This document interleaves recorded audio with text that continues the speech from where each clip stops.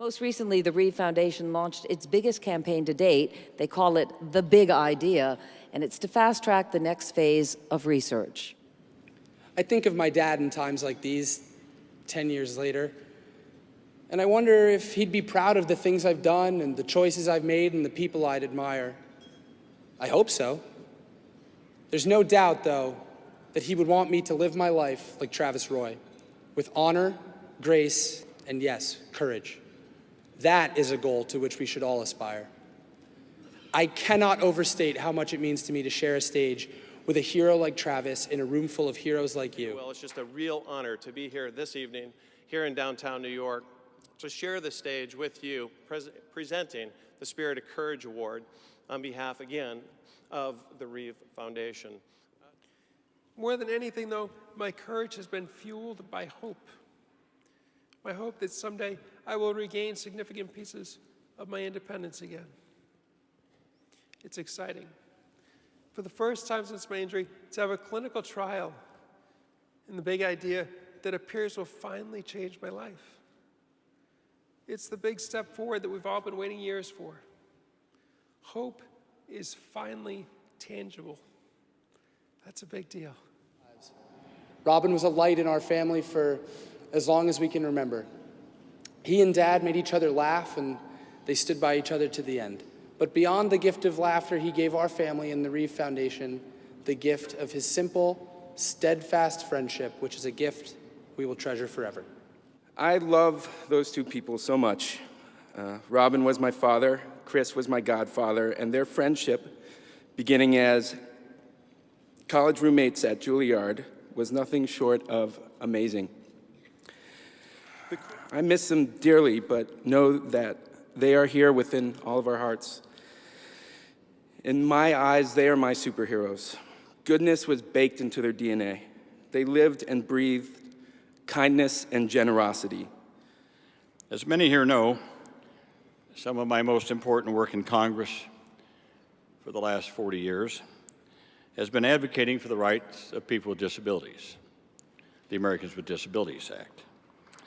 But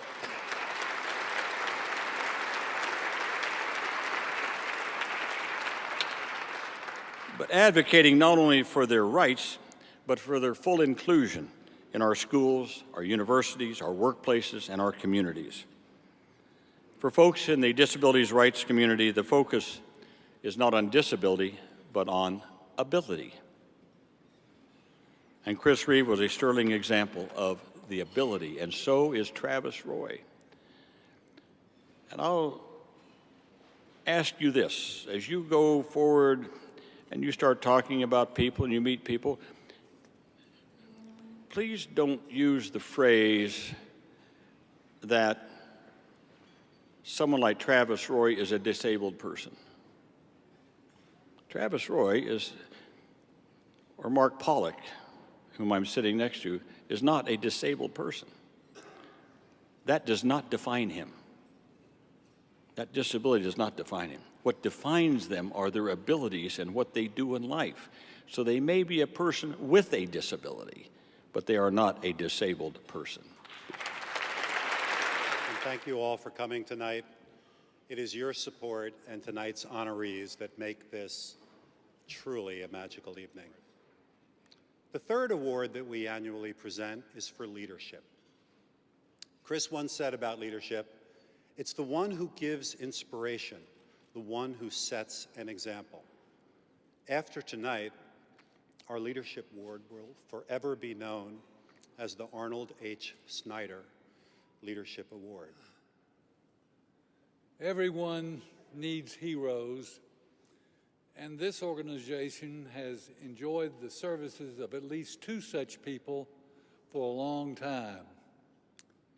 One, of course, is your namesake, Christopher Reeve, and the other is Arnold Snider. I just want to thank Peter Wilderotter. I want to thank the Christopher Reeve Foundation, the family, Christopher and Dana, who started this very wonderful, wonderful organization, the board, and all of you. I think that in the film, one of the comments that really struck me was, when I first stood up, I felt so tall. And I hope that with your help, this dream for all of these people can come true, and they will once again feel so tall. Thank you.